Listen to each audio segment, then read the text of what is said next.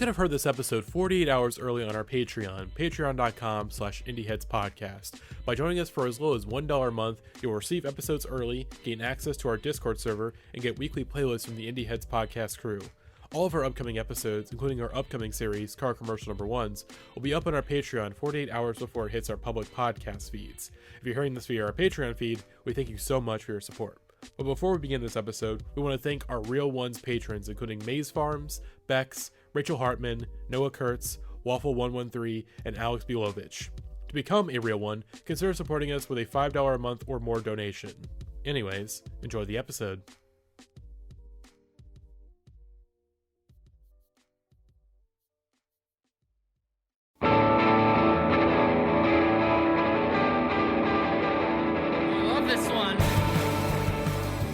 Everybody, and welcome back to the Indieheads podcast. I'm your host, Matty, aka @MorvanPrince on Twitter. On this first episode of 2021, I am joined by Father Brexit, Alex. How are you doing? Hello. I'm fine, thanks. And we are also joined in this episode by Dill, otherwise known as Mother Brexit. Hello. I'm in hi-fi now. I'm in beautiful, gorgeous, high-definition audio now, thanks to our lovely podcast host, Matty, for sending me a new Blue Yeti microphone. Well, he didn't send me it. I paid for it, but I mean... You got it on the cheap. You got it on the cheap. Yeah, okay. So I got it on the cheap. Yeah, because my grandma showed me a new microphone for Christmas, and Amazon sent her a second one that she didn't pay for, and so I'm like, fuck it, I'll make some money. Dill, you want a microphone? Yeah, sure. Okay, cool. Here's give me $130, and the microphone is yours. All right. You got a nice discount. You got a solid $30 to $40 discount. That's your employee. I got the Real Ones discount. The Real Ones discount. But yeah, nevertheless, first episode 2021. So this is going to be our most likely our last proper episode before we start the Car Commercial Number One series, the long-awaited sequel to the Butt Rock Number Ones, as we're now diving into the 2010s alt charts. But before we do that, of course, which premieres, I think I've already said this in our Discord and probably in public, but the first episode of the Car Commercial Number Ones is premiering next Wednesday, the 13th, on Patreon, and then publicly it'll be out on let me make sure I get the date right, on the 15th, Friday. So again, Patreon 48 hours in advance. Everyone else, you get it on Friday. But and I think I hinted at it on our Twitter, but our first guests are going to be Eli and Eric from Endless Scroll. Very excited to begin our journey into this very awful genre of music with them, because unlike the Butt Rock Number Ones, where we went into it with a positive attitude, where we're like, okay, butt rock, I think it's safe to say we went into it where it's like, okay, some butt rock is good. And of course, by the end, we're like, wow, it isn't just some butt rock is good, it's just butt rock is good. I don't expect that result to happen here. I don't expect that. We will see, of course, because we will see how this genre of music breaks our brains, because it'll inevitably do that, but it's just a matter of how deep how deep the pill will go down our system. They're both versions of like just soulless corporate rock music, but butt rock just has this like overwhelming like sense of bizarre masculinity to it that the car commercials, I think, just lack entirely.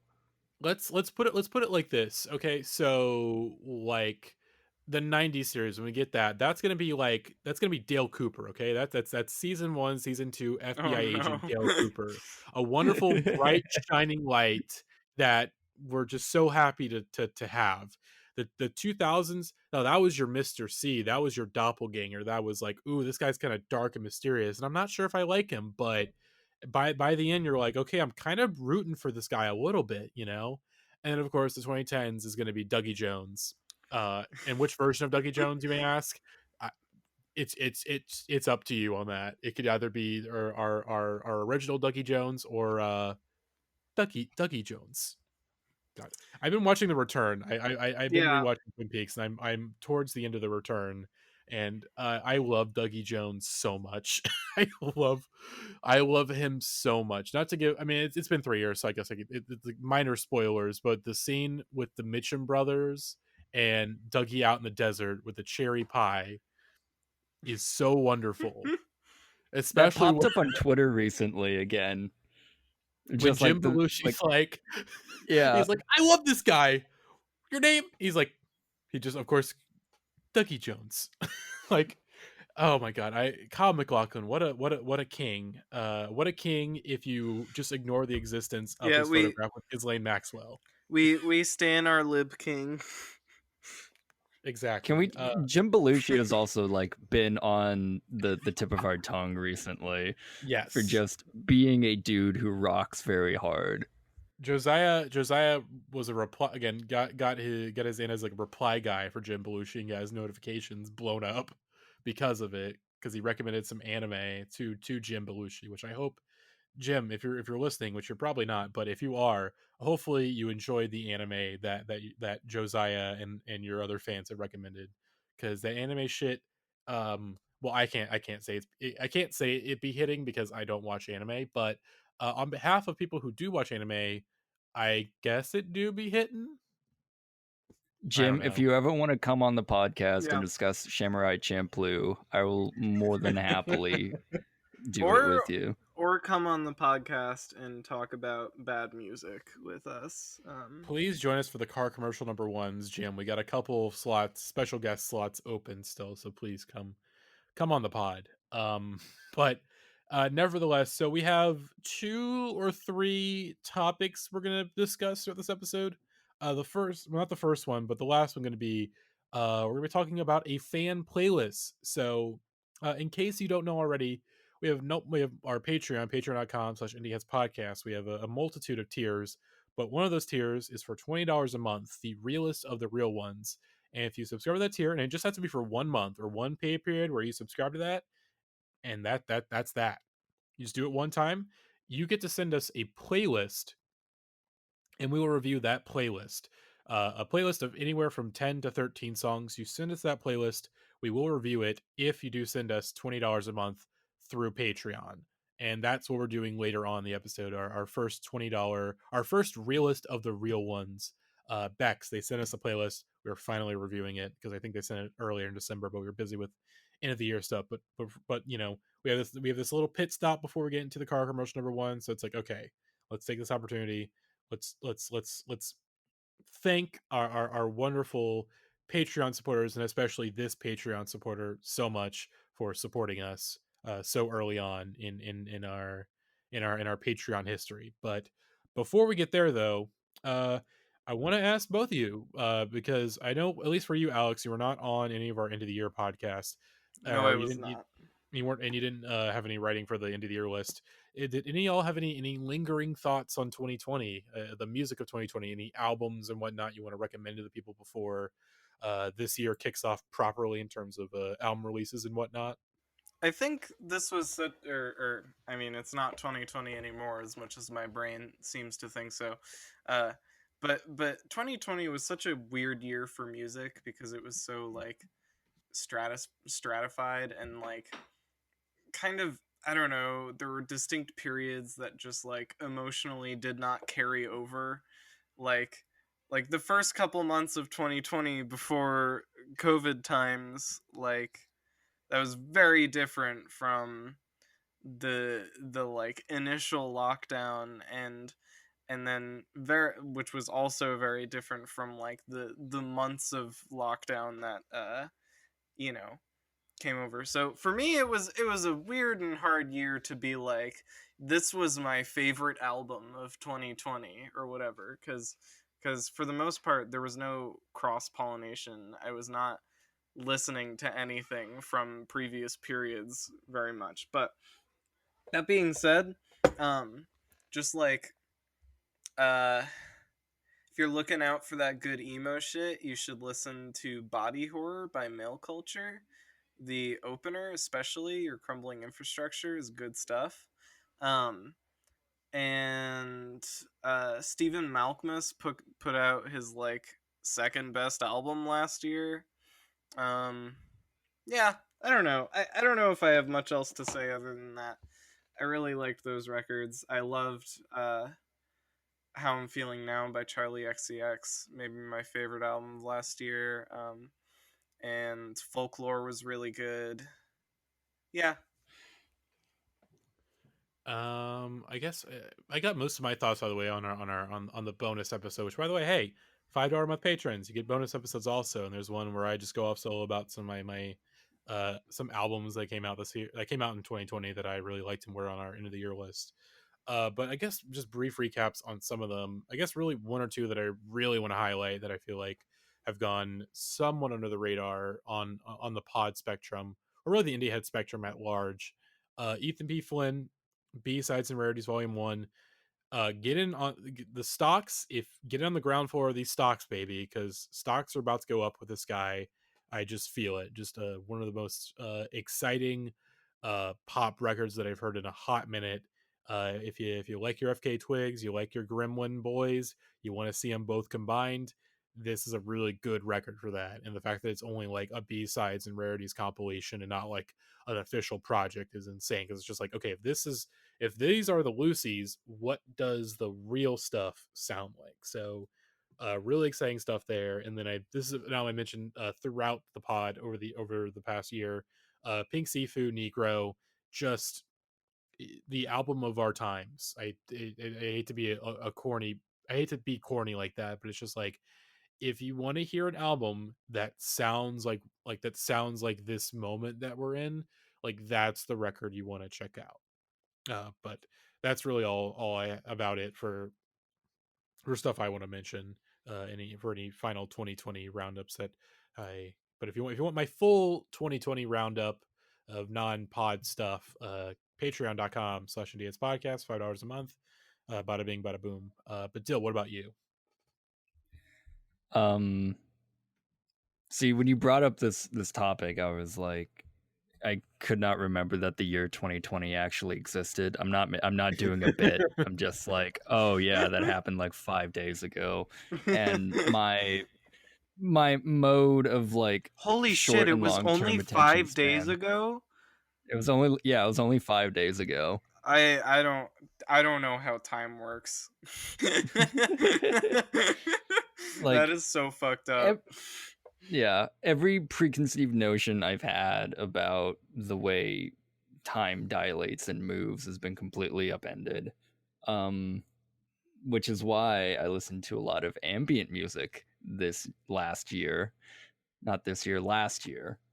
And if you want some good old tunes to throw on and, take a nap to, or perhaps stare into the abyss, I very much recommend Mary Lattimore's Silver Ladders, which is a record that AJ and I think Lily to an extent have all collectively lost our minds over. I'll check it out for sure. I'm interested in that. It's a good one. It's like I want to say it's like 35 minutes. And I like ambient music especially, but I don't really seek it out. So I'm definitely interested. It's like ambient harp music. Oh, fuck yeah. With the Mary Lattimore album? Come on. Yeah. Oh, it's good. Yeah, it's good shit. You gotta get on it, Alex. Some good shit. Some adding very it good to shit. my library. But yeah, I'd recommend that one. And also, I think the record that you recommend, because I remember when you're doing the album tournament, you're like, who the fuck put this album on here? That Nick Storing album, My Magic Dreams. Oh, yes. I lost it. So I put that on there. That was me, because you rec that to me, and I was like, damn, this is a good ambient record. It's some good shit. It's I think I described it as like R+7, but more like orchestral and weird with it. And it's definitely just as Nick Storing, I'm not particularly familiar with as a composer, but that album popped up. What's the title? On my My Magic Dreams Have Lost Their Spell. Okay, cool. Yeah. Oh, one more comment. It's good. It's weird. It's I think that's about all I have to say. One more comment on 2020. music. Mm-hmm. Saint Cloud is the single greatest song of all time. I I did not fall in love with that album in a big way, but I did listen to Saint Cloud what feels like hundreds of times. Can't be that many, but there were days where I literally only listened to the song Saint Cloud and I just played it over and over again. 10 out of 10. Good job. That's it. All right. So I guess with our final thoughts of 2020 out of the way, of course, one bit of tragic news that we received right before the year ended, which is still like the fact that it's like, oh god, like yeah, that we learned that like before the year ended was the passing of MF Doom, who passed away on Halloween Halloween 2020, although it wasn't announced until New Year's Eve by his wife. And I think I can speak for most of us on the pod here when we say that MF Doom is an extremely important figure for many of us in terms of us getting into Formative. very formative artist for a lot of us, Mm-hmm. because whenever I was beginning to once I was getting out of my Odd Future phase, Doom was one of the first people that I gravitated towards because of how much he influenced a lot of the Odd Future crew, and the fact that Tyler sampled the same song that Doom sampled on M Food. um and Mad Villainy is just one of the best records ever made. Like I re-listened to it the other day, at work, in the rare moment, like the rare time, because usually I'm working retail, so I don't have any time to listen to any music, but I was just running sales ads, so I just threw on Mad Villainy while I was doing that, and goddamn, what a fucking amazing record. Like, Yeah. There is no other album like that. Even when you like look beyond the Doom persona, just like the way they were writing songs and and just I don't know. There's no other album like that one. mm-hmm.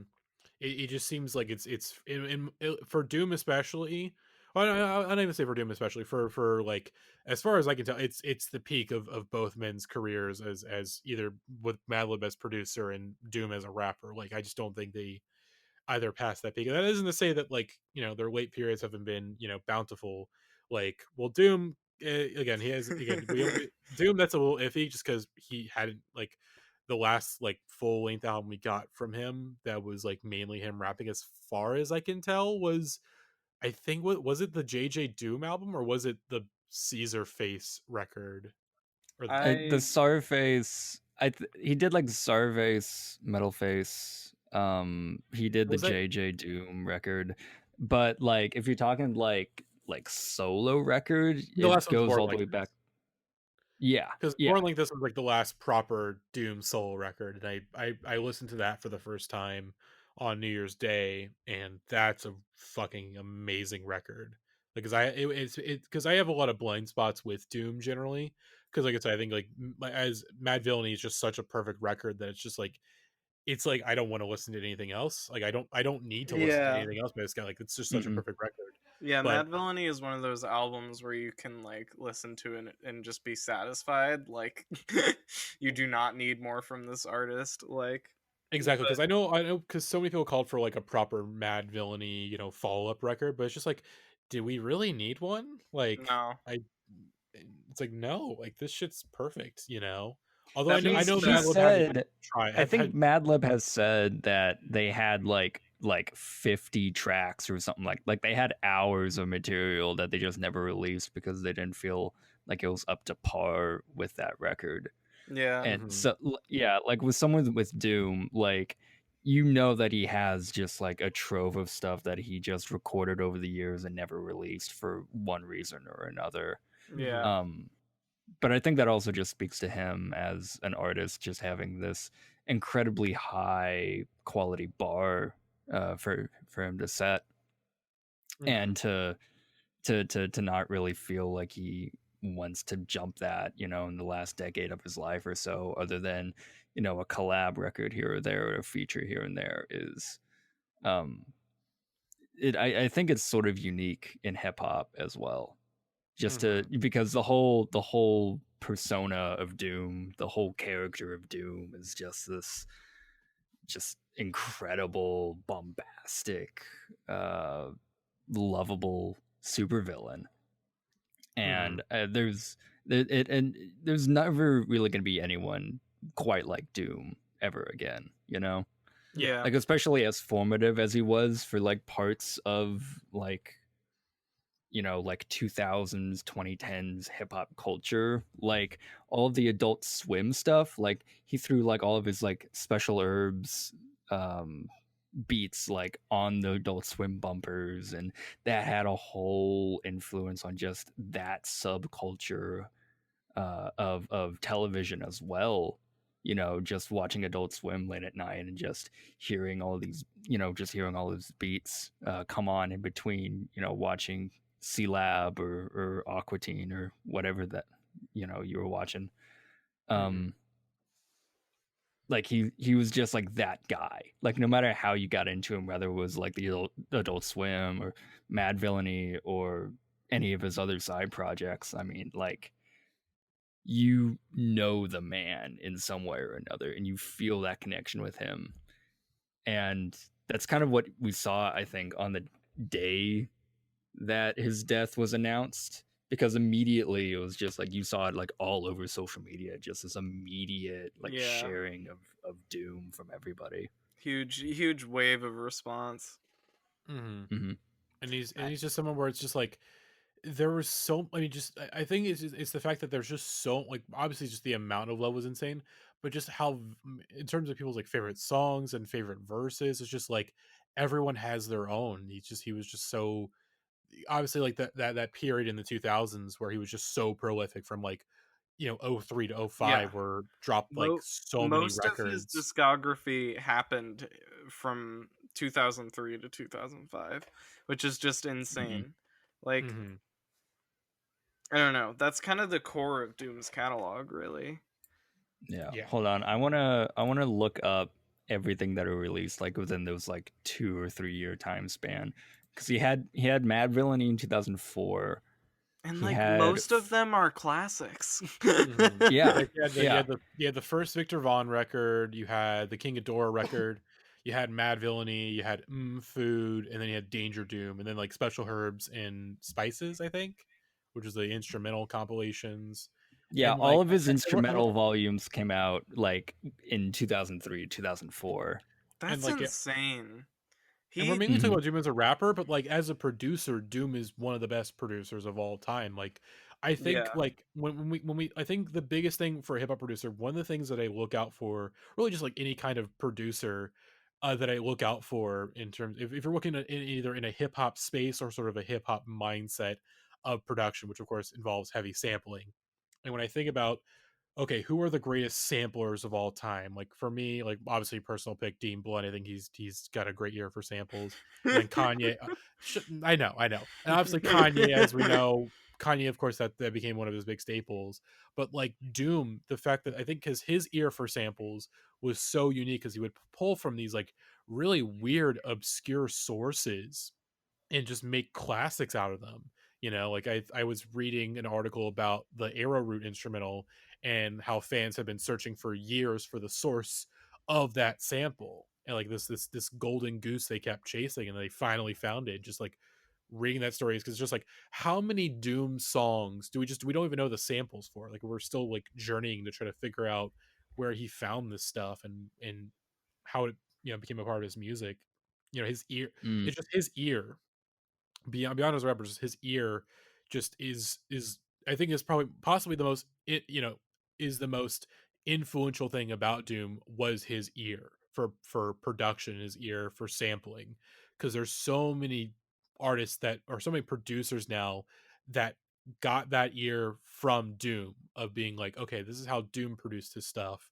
Now let me try it my own way. Obviously, the whole slum scene with like Earl and Mike, Navy Blue, and all of them, like obviously the most, I think that in terms of a modern hip hop scene, they are the most indebted to Doom by far.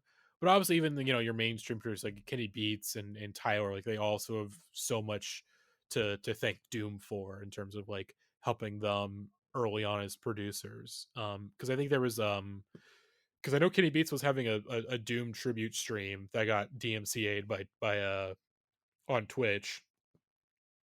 which is, oh god, that's another can of Wasn't worms.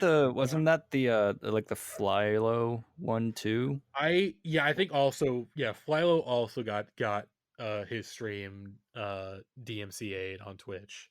Um but yeah, I mean, nevertheless, we gotta, I guess, move forward a bit. But my final thoughts are just like, the thing, I think the one thing that obviously the sad, one of the saddest aspects, but also one of the happiest aspects when a death like this happens, is that it reminds you of an artist. Because I haven't listened to Doom in quite some time, and this has given me, obviously under very tragic circumstances, but it's given me a chance to revisit his discography and listen to stuff either I haven't listened to in years or had never gotten around to when I was first getting into Doom. So like, obviously, like Born Like This, like that was a record that I hadn't listened to until now, and that's a fucking amazing record. Like Gazillionaire is Yeah. like one of my favorite Doom songs now.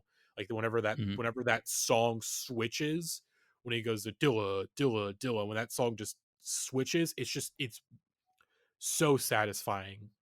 And obviously going back to Mad Villainy too is just incredible. And then Food, like I said, there's so much wealth in there. Like there's so much good stuff in there that I'm so excited to like listen to again, because because I've been thinking about it. I think recently there was a wrestler that passed away, Brody Lee, real against almost. I mean, obviously we don't know how Doom passed away yet, but in terms of like age and whatnot, like obviously passed away at a very young age of 41, and you know it's seeing these two like communities, like the wrestling community and the hip hop community, like grieving over these like large figures.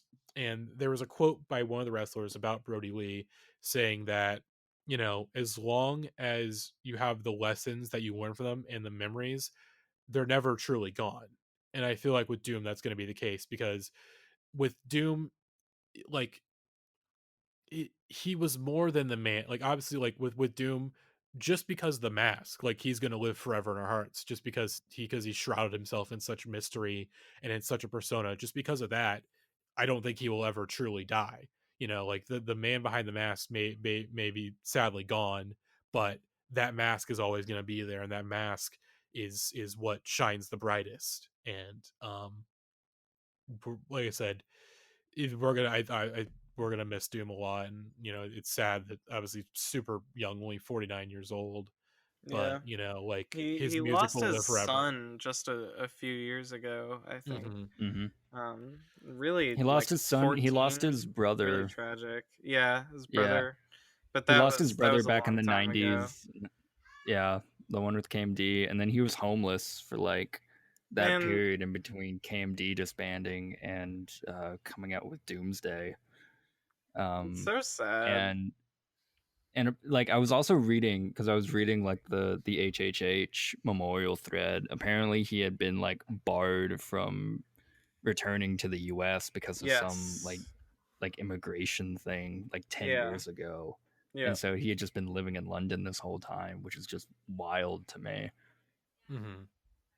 Because like It's sad that So he couldn't because he come back. because he was separated from his family for like 2 years in that interim before they moved to London with him. Like there was like 2 years where he just like he only saw his family when they visited, which was like maybe every so often in the year, and then in video calls. And I think it obviously makes the circumstances of his son passing away like all the more tragic, was the fact that like he didn't get to spend like 2 years of his life with his son. Like that's 2 years that were mhm. gone. And now he's passed, and it's just, yeah, it just, it sucks, it hurts a lot. And but again, seeing just the even I mean, just seeing the amount of people and the different types of people like pay tribute to Doom. Like there's people that I was surprised. I mean, shouldn't be too surprising that like, oh, a Chapo Trap House Chapo Trap House host is a big fan of Doom. That's shocking. But like still, like seeing like all these tributes It's from just a variety of people, it's just like Doom touched a lot of people, it's been really despite being so underground. heartwarming. It's been Hmm. really heartwarming to see. This is like kind of a silly, stupid thing a little bit, but a friend of mine mentioned how Doom Doom died on Halloween like a true villain. Mhm. Which is like and, totally Yeah, I was baller gonna shit. mention that. and at the time it just genuinely like made me, I don't know. I was touched in a way. Like, not even that it's like not only that he died on Halloween, which is just like that for a villain, that's the most baller time to go out. The fact that we didn't know for 2 months that he passed away, like that's just how, like, I don't know who said it. Someone on Twitter was just like, it's the fact that we, in this age of social media and whatnot, there's not really a whole lot of mysteries left. So the fact that Doom was able to keep his personal life so private to the point that we didn't know he passed away for 2 months. Shrouded in mystery, even from beyond the grave. Exactly. And like he was still in that time, like there was still music from Doom like coming out, because there was like Flylo songs that he did that were coming out through the GTA 5 soundtrack. And it's just like, we don't have, obviously we don't have all the details yet. I'm not even sure if we'll get more details than what we currently have right now, you know. Yeah. But nevertheless, this he was just recording. He was recording an EP with Flylo too. Oh yeah. So I mean, they probably, I mean, like I said, I guess the thing now is just like, it's like the same thing when like Prince passed away. It's just like, okay, so like what from the vaults is going to come out? Because it's like, you know, when it comes to posthumous releases, you know, it's a tough deal. It's just like, it's generally for the most part like a very like difficult thing to do properly, because, you know, it's like, they're not lie, we don't know how they wanted this stuff to come out. But at the same time, it's just like, damn, like I do want to hear what's in these. I do want to hear what's in these vaults, because, like, similar to Prince, it's just like there's probably a ton of great stuff in there. But hopefully, you know, they you know, hopefully, obviously, his wife, it comes down to her, because I assume that's where the estate's going to be with her, and you know, we'll see what happens. But I mean, nevertheless, it's just, this is just really fucking tragic, and it's just like, you know, the fact that we don't know how much more how much more he was going to give to us, you know, and the fact that we could be losing that, it's just like, just sucks. And obviously the fact that, you know, a wife not only lost, you know, her husband, but her, you know, her son in such a relatively short period of time, amongst other tragedies going on. But yeah, this just sucks. And we'll miss you, Doom, and you know, Doom forever, you know. I think Rest in that's peace to the supervillain. exactly. Yeah, but rip but Doom. yeah, but I guess one last little teeny tiny topic before we get to our main topic today of the playlist. 2021, is there anything, we kind of discussed this on the Pod Awards episode, but I feel like, you know, our mostly a drop album of the year, like that one's just like, okay, we can't get into too much. But as far as we know from 2021 releases, is there anything that we're looking forward to? Because I have one thing that I can at least, I can't say too much on one thing, but I can uh say I do have the Black Country New Road album. It is very, very good. I will have more thoughts on it whenever it comes out. I'm going to keep quiet for now, but it is a record that it's not the record I was expecting them to drop, but it is one that I'm trying to unpack in my head. I'm trying to still unpack in my head, but that is a record to look forward to in 2021. That's really about it on that front. Matty continues to dangle the Black Country New Road record just in front of my face, and I am like a cat who is ready to feast. I will pounce at any second. I promise you. One more month. That's all you have to wait. Just one more month, and it will be in your hands. Have patience, my child, or my father. I was gonna say, if your mother Brexit and Alex's father Brexit, does that make me the child of Brexit? Am I the son of Brexit? Yeah, sure. I don't know what this lore is anymore, but yeah, I don't know ignore either. But yeah, fellas, anything you guys are both looking forward to in 2021, music wise? Buck Meek Two Saviors LP seems like it's gonna be really good, at least by the singles. Yeah. Honestly, that's about it. Jay Whatever Brecky comes will LP3. comes. I'm sure she Jay teased Brecky it today. LP3 will be good. Yeah, I don't know. I don't get like hyped for new albums anymore, you know? Like music's just gonna happen, and I'm gonna listen to it, and that's Okay. fine and good. Okay, Alex, you say that, but what would happen if Puddle of Mud announced a new album tonight? I think that would be, if Puddle of Mud surprise dropped a new album, that would be really fucking funny. Oh God. We Oh, would have to do a first listen oh, absolutely, commentary on that. absolutely. I should say, I think by the time this episode comes out publicly, I think like the voting would be done for it, but like it won't be announced. The modern rock rate that's going on Indieheads right now, that was inspired by us, which that was the craziest thing. Seeing that announced was like, I think because Rose was telling me about it, I'm like, wait, they're fucking doing that? Like, we're doing an Indieheads rate on these butt rock songs we're talking about? Like, what the fuck? Which I put my votes in for that, and I'm look, if you are, if the voting has not ended yet, which I think it's either ending like by the time this episode, it might have be ended, or like one day. Give your 11s to Blurry. Give your 11s to Blurry. Blurry is not my favorite song that we talked about on the series, but it is like the most essential one for an 11. It's like, here's the thing: do the Killers need my 11? Absolutely fucking not. Does Wes Mudd need my 11? Yes, he does. Does Wes Mudd deserve your 11? No. Probably not. Probably not. But I still gave it anyways. Yeah. Because I think the thing that I'm actually like, I'm like, what's gonna be the worst song? Like, what's Yeah. gonna be the bottom? Because like sometimes on these rates, it's really predictable who's gonna be like the worst. But it's just this one's just like, it could be Pain, like, because that seemed to be the consensus pick amongst us for like, if we were to do a vote to pick the worst song, like that would be our worst one. Like, just if we did an aggregate of it. But like, what is the Indie Heads community going to say is the worst one? It's like, could be a surprise. It could be just some like boring band. Like, it could be fucking Seeing Red that could get the worst spot just because everyone's like, what is this song? But it could be Pain, because Pain is one of the most offensive songs that I've ever heard. Although Pain again, is so good. it's okay. I was getting ready to get to that. Dill, I'm so sorry. It has You guys had months. You had like 2 or 3 months to fucking talk about this, and we're back in it. Look, no, we're about to enter such a hellacious experience for these next 2 or 3 months. We're just trying to like ease our minds and think of the good times before it gets real bad. Pain is so good. Like, It's so funny. I'm not sure if I can think of a single funnier song. Like, Pain is so fucking funny. Yeah, I've grown to just like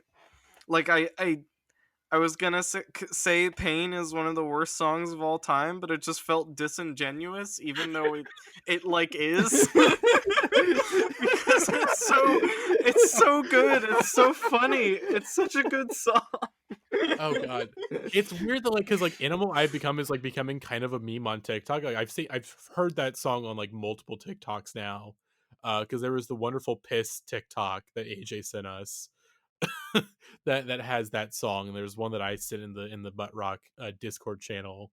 But folks, there is no 3 Days Grace on this 2010s charts. It's really, really sad. Brutal.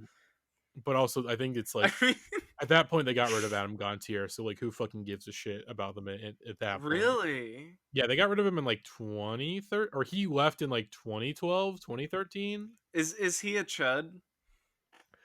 I don't know, but most likely yes. But I think they're like Canadian. It's crazy how many of those butt rock dudes were chuds. Are you really surprised though? Yeah, are you really surprised? It's hard to imagine them being like, it makes sense. Like, if I had to choose a political ideology for them, like that's just what it would be. But it's just, I don't know. Like, yeah. Okay, I'm gonna see if I can find Adam Gontier's Twitter. I guarantee you, exactly. They're all exactly like the Stained people in that they didn't give a shit about politics until Trump was a thing. Yeah. Oh god. Stained okay. is so good. Did we mention Stained got banned from Twitter? No, Did that we was already Trapped. mention No, that? that was Oh no, Trapped. that was Trapped. It was Trapped. We didn't. We not. I think that came out when we did Pod Awards, so we probably discussed it, or like right after Pod Awards where they got banned. I know we discussed it. I feel like we discussed it already, but rest in piss, Trapped. I think okay. Now we're talking about Trapped. I think that's gonna be the worst song on the Indieheads rate. Like that's gonna be the bottom of the barrel. And should it be? Probably yes. Like because like Pain is funny. Headstrong is not funny. It's not like I think as a song, it's like it's not like as bad, but it's not. It's a bad song still, but it's just like my passions go like let's focus on targets that I think are more worthy of my time. Like Trapped, that's an easy target. Shinedown, now that's a target that not many people are shooting at. But buddy, I got my 22 and I'm pointing at Mr. Shinedown. And if he says, "Give me a second chance," I say, "Tell that to my 22, buddy." Pow. I just saw Haley's comet. She waved. Okay, she said, "Why you always running in place?" Oh God. Okay, let's move on to our main topic. Can I just say I hate y'all so much? Thanks, Dill. Okay, so like I think you're on one of the last episodes of Car Commercial Ones, Dill. Like by that point towards the end of Butt Rock, like we were like definitely tired, but we were still very like into this. Like you basically are obviously with AJ, our peak delusionalness. You're going to be entering a different zone with us on the Car Commercial number ones. You're entering a completely different zone of like we will have been swallowing so much Garmonbosia, so much so much Garmonbosia, so much pain and sorrow. It's like this. The thing is that's so funny is that the butt rock songs are mostly about pain and sorrow, yet they bring us happiness. But this time, these songs are very happy and like oh good times, yeah. But they bring us pain and sorrow. Yeah, And you will be our you can be our Bob. You can be our Bob, Dill, and just swallow up all that pain and sorrow from us and spit it back out into the lodge. The car commercials are simply just the gentrification of butt rock. Like, not even joking. That's exactly what it is. No, you're absolutely correct, and we're gonna, like I said, we will dissect that because I think the big question I want to like answer is just like, how did we get here? And obviously, there's like some obvious answers of like, okay, obviously the election of Obama, that was a pretty big thing for why this music shifted, but just like what made the public, or not really the public, like what made like Billboard and the major music industry at large decide, okay, we need to give this genre of music a complete facelift. Like what changed? Because it's very sudden. Because there's obviously like going even from like the last chart we discussed on the butt rock number ones to like this first chart we're gonna discuss. It's such a like it's a damn near 180. It's just like what happened here. Do you think if John McCain and or Mitt Romney won in either 2008 or 2012, like the car commercials would have been a thing, or would butt rock still another decade of butt rock? Well, the thing is I truly can't give you an answer on that, because I think the thing is that like even before the election of Obama, these things were already happening. Like this car commercial music, like there was already rumblings of this. Oh yeah. By that point, like obviously like the Beck song, like that's a car commercial song. Like these rumblings were already happening. Just Obama sped up the process. I don't know. I don't think E-Pro is car commercial music. I could hear that in like a fucking Jeep commercial or some shit, dude. Yeah, like that's true. It's a good song. But that's the thing is that it goes from like, okay, this is a good song that could be in a commercial to songs that are just straight up made for commercials. Yeah, I guess my thing is like when I think of car commercial music, I think of like Anna Sun, which we're gonna talk about.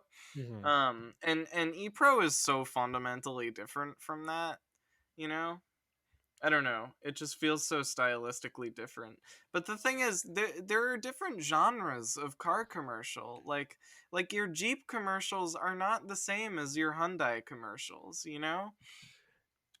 Look, That, we're okay. we're gonna enjoy we're gonna enjoy, you know, the Toyota-thon never ends, and we're gonna have a real blast. But All right, let's let's get get into the on playlist. let's get on to this playlist. So once again, thank you to Bex for sending us this playlist and for supporting us at $20 a month. Of course, we actually might lower it soon. We'll probably we'll figure it out after this pod, but we may lower the playlist thing down to our 15 a month tier. But again, we already had like 2 people go for our $20 a month tier, which we cannot thank you enough for supporting the pod like that much. Like it's just I expected most people just to stick with like $5 at most, or like maybe okay some Dave Grohl people. But the fact that we got like multiple $20 a month people within like our first like month or so, just insane. When will Dave Grohl himself become a patron of the Indieheads podcast? I was gonna say, I Maybe like how maybe we're. he can take us up on our venture capitalist here. Oh, I would love that. I would love that. I was gonna say, I like how we're just referring to them as like the Dave Grohls or the West Muds rather than our patrons. Yes. So if you support us, if you are a West Mud, we cannot thank you enough. We love you. We thank you for even throwing a little bit of support at us. But if you are a real one, or if you are a Dave Grohl fan club member, that's where we really love you and we really appreciate you, because that's too much money. That's too much money for this fucking podcast. But I'm not gonna complain. But this playlist, so Bex, they sent us a playlist of 10 songs, and we're gonna discuss those 10 songs. The first of which is a song from Yaz called "Only You" from the album Upstairs at Eric's. Now, before this playlist, the only thing I knew about Yaz was the fact that they're referenced in the LCD Sound System song "Losing My Edge." Of course, when James Birthday says, "You want to make something real, you want to make a Yaz record," and I understand that line somewhat now, because this is I think that the thing that I thought most with this song was how was the fact that this is like 1981, 82, maybe 83. Let me check into its spot. Oh, 82. So this is like proto sophistopop, really. Yeah, this was maybe my second favorite song, actually third favorite, I'll say, on this list. And yeah, it did remind me of Sophistopop. Like I thought maybe like Jeremiah would be into this. But yeah, this kind of rules. Like instrumentally, it reminds me of Kraftwerk a little bit. Mm-hmm. Um, yeah. Also, notably, I don't know. I just thought this was kind of funny. The band Yaz is only called Yaz in North America, and in the rest of the world, they're called Yazoo.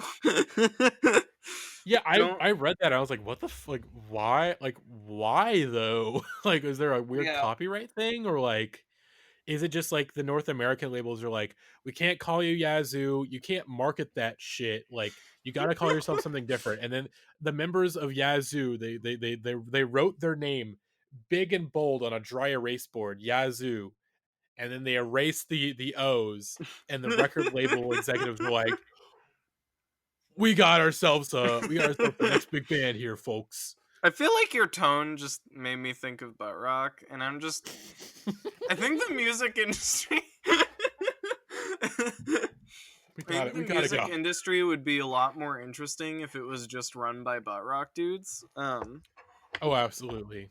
Anyway, I mean, it was for a couple years. It that's was true. for a couple years. That's true. But Whenever I turn on the radio, I feel their presence still.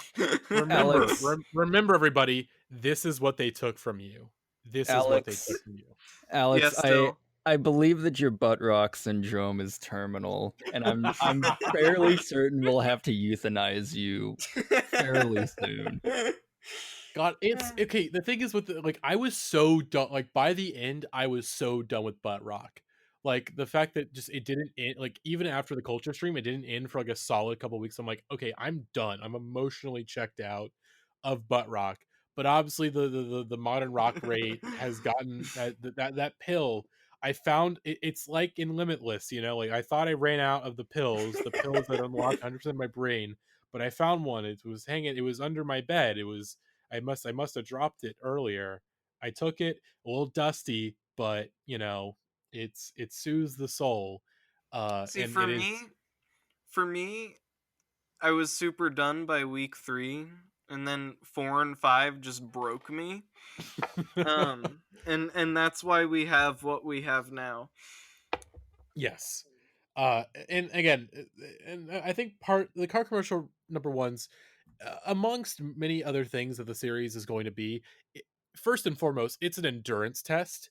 Where we thought Bummer number ones would be an endurance test, and it was for It's gonna maybe be the fucking last harder. couple weeks. Oh yeah, The it's like car 9. commercial number 1 series is more episodes. Oh yeah, it's like 9. We have like 9 episodes, guys. It's fucking hell. So it's dumb. fucking hell. It's hell. We might cut some stuff down we'll probably as we figure it out. Yeah, we gotta. We'll cut stuff out. But I'd like, rather talk about Red Hot Chili Peppers for like 8 weeks than talk about this for this amount of time. Yeah. Not this playlist. Not this playlist, Bex. Thank you so much for sending us this playlist for talking about car commercial music. Sorry, but no, this is sorry we haven't even like gotten to it yet. Yeah, but no, this song it's real good, and it's real good. There is a part of me that's just like, it kind of sucks that this kind of like synthesizer music has been like, in terms of like the modern stuff we hear, has just been overtaken by like TikTok teens, and it's just not good. It's just like, damn, like I would like some, you know, I would like to hear more music like this, you know, like more modern, more modern takes on it. So if you have any further recommendations, Bex or anyone otherwise, for music that's like that is like Yaz, but it's you know current music, please send it my way. I want to hear more. But yeah, this was a nice little start to the playlist, in my opinion. Dill, any thoughts from you? It's very nice. It's very sultry. I definitely get like the sophistic pop, like 80s, like synth pop feeling of it. It's I feel like Jeremiah would come on and talk about how much it sounds like Kate Bush, and then just launch into how much he loves Hounds of Love. I miss Jeremiah so much. I miss Jeremiah so much. I really hope we can get him on an episode of car commercial number ones, because I'm very very interested. Jeremiah will like all of the songs, and it'll get heated. Yes, but see, instead of derailing every conversation to pivot to butt rock, Jeremiah would just pivot to whatever the fuck he pivots to at any given moment. Bob Dylan. Is he still on his Bob Dylan kick right now? Oh, even harder than before. Oh god. So like he's onto like gospel Dylan is good, actually. Yes. Not quite, but he's into like bootlegs. Bootleg God. Dylan. We gotta get okay, like in terms of bootlegs and stuff. I think that Jeremiah like genuinely only listens to Bob Dylan right now, and like has for months. And good for him. Good for him. That's just where his heart is. I have a pod idea. So what we're gonna do is that we're gonna have Jeremiah, Gavin, and we'll have special guest Jack Tiggs. They're all gonna record separate audio, okay? Where they talk about where Jeremiah will talk about Bob Dylan bootlegs, Gavin will talk about Fish live recordings and bootlegs, and Jack will talk. Actually, we'll have Jack and Sarah from the mod team, Indieheads mod team. They'll talk about Grateful Dead bootlegs and live things, and then they're going to talk about separately, just solo, and I'm going to splice all those together in one file. Just they're all going to be overlapping. It's kind of like so Phil Elverum, Mount Erie, put out a single that side A was all the songs from Clear Moon played simultaneously, and side B was all the songs from Ocean Roar played simultaneously. That's the vibe we'd be going for here. Oh all right. god. No, let's talk about Wait, hold on, Alex. Could you please send a message to Jeremiah saying that if he wants to come back and do a pod miniseries on Bob Dylan's gospel era, I would be more than happy to do it with him. Jeremiah and I have been talking about doing a Bob Dylan Power Hour, whatever that entails. So this is not outside the realm of possibility. Certainly, I think like a mini gospel Dylan discog breakdown could be really fun. Yeah. All right. So Let's the move on. next song is "Bandages" by Hey Rosetta. Yes. Okay, so like before this episode, I was like listening to the song and I was like, this song reminds me of another song. I heard the other song in my head and I was just like, I could not place it. I'm like, okay, this is a song that I heard this year, but like what was I went through my Spotify. I was like, what fuck, I know what this song is. Like I know what it is. Then I realized, oh shit, it's a song on the new Barty Strange album, Fallen for You. Like this song, Bandages, it sounds like a more like a less lo-fi, more full band version of that song. And I liked it. I think this is an alrighty song. I don't have a whole lot of thoughts other than it's nice. It's maybe a little too long, but I enjoyed the listen because it reminded me. But at the same time, it's like, yeah, this just reminded me of another song that I like a lot more. But The vocalist reminds me a lot of Daniel Rawson from Grizzly Bear. I hear it. Yeah. And like his affectations and stuff. This is very cleanly produced, which I don't take like huge issue with, but didn't necessarily appeal to me. Maybe just after weeks of like Phil Elverum brainworms. But yeah, I don't know, the big indie folk build up sing along at the end slams. I can be a little bit of a sucker for that. I'm noticing a theme in this playlist, which is that our patron here has clearly had their heart broken by some mysterious stranger, or or they are the mysterious stranger. I'm not sure which. Yeah, that's it. That's all I have to say about this song. I was hoping it would be a cover of the song "Bandages" by Hot Hot Heat, but it was not. Sad. Dill, any thoughts before we move on? It's just a nice kind of, quaint little song. I feel like I could throw this on like a playlist for my partner or something like that, and it's just kind of seeps into the background. I feel like people use like the term background music as like an insult a lot of the time, but for me it's like very much dependent on setting a tone or a mood for some sort of setting. So I think that kind of works perfectly as just like, a midday kind of lounge around setting. So we nice. we need background music too. Yeah. I guess next song then. Sorry, I just stabbed myself by accident.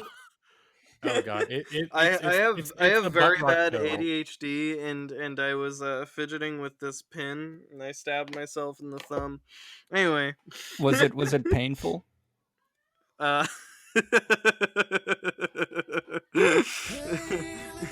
Yeah, a little bit. All right, our next song. It's so insulting to our patron that you think this playlist is so bad that you have to stab yourself to get out of this episode. That's so insulting. That is not my goal here. I chose to be on. Oh god. Okay, move next song. Mr. Blue, Catherine Feeny. I like British. This. I thought this was super cute. I like the little jazzy additions, and also I'm picking up on some big Elliott Smith and Cat Power influences, both of which are extremely my shit. So yeah, I would do Battle for Cat Power. Moonpix is one of the greatest albums of all time. Anyway, this song is good. Yeah, It's nice. It's nice. It's it does carry, I think, a little bit of that like early 2000s indie teen Yeah. movie feeling with it, but I It's mean, definitely got like a specific vibe like that. Sorry, I yeah, couldn't think of a better, more interesting word. But you're good. But I mean, like, I think that style has its place as well, you know. And certainly, you know, it's at the very least like very well made. She's got a one, you know, Feeny, I believe her Mhm. name is, has a really wonderful voice to her, Yeah. of course, and she's not really trying to do anything too, you know, grandiose with it, which I think is another prop to her. I mean, I think if you're trying to go for this sort of style, you try and go for something that's maybe a little more dramatic, a little more, uh, uh, you know, intentionally unique in a way that kind of ruins the experience. So it's a good track. It knows what it Yeah. is. It does Yeah, what it it's does very effectively, and you know, I could not ask for anything more out of the song. Really, it's just very quality. Well, I guess next song then. The next song on the playlist was David Mead's Nashville, and this might be my favorite song on the playlist. I really enjoyed this song. It's just like like I said, I've been listening to I've been rewatching Twin Peaks this past month, and I'm onto the final bits of the return, and this just like reminded me of some of those Roadhouse performances, like more specifically the Eddie Vedder performance, you know, and just sort of this like, yeah. okay, this song feels like some sort of grandiose finale in some ways, just some emotional arc ending, and it just really hit me, and I was surprised. I was like, oh wow, I was not expecting this song to just to hit me like it did, and it's good. It reminds me a lot of Lambert by Foxing. Reminds me a little bit of that in terms of Huh. that sort of, not only just it being sort of this feels like a finale, but also just sort of like, you know, I'm going back to this place, you know, like this place that seems to be home, that's filled with a lot of really weird and maybe some bad memories, but it's home, and you know you never can truly leave home. That's the feeling that I got with this song. Although maybe I didn't, you know, I only listened to this playlist maybe like 3 times before we did this episode, so I can't say too much, but I really enjoy this song. This song I'll probably put this in my own personal playlist and whatnot. I really enjoyed it. He's got a great voice. That really struck me right away. Like I really like his voice. Mm. And like this is actually no, this is the intro. Oh, this is from like this is like a 2004. This is the intro of the album, which that's the thing that I was like, oh, what, this is an intro?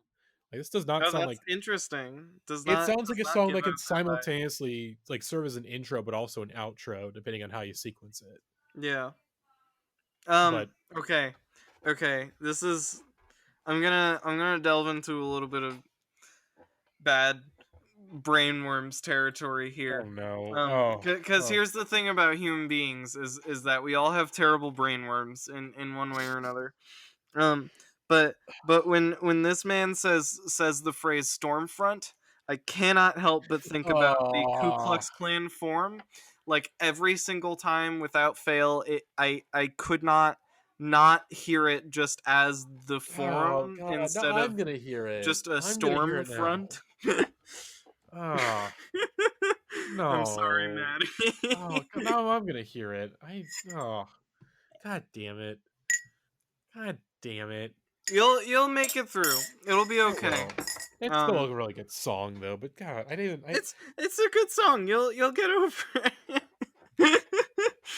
Well, unless Dill had any other thoughts, let's the almost the opposite of a good song. What we have Yeah, coming up. I'm itching to get to our next one. I'm So just to get my so the first part of this playlist, I'm like, okay, these are some fine songs. Like, I'm not sure how much we can say on a podcast, but these are some fine songs. And then this fucking song came through, which again, Yeah. Bex, I assume these are all songs that you like. I'm so sorry, but there has to be one. But we have to pick one target, and this is just the most obvious one.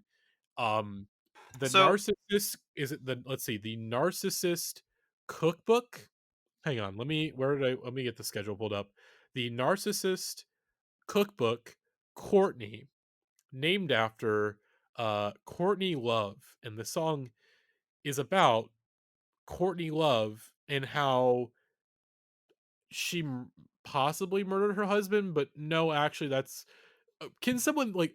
Okay, this song is uh, totally all over the place. First and Kurt foremost, Kurt Cobain died and gave every single human being in America brainworms for decades to come. And okay, well, the narrative of this song is that, like, I don't know. So the first thing you need to know about this song is that this is basically like feminist Dropkick Murphys. Um,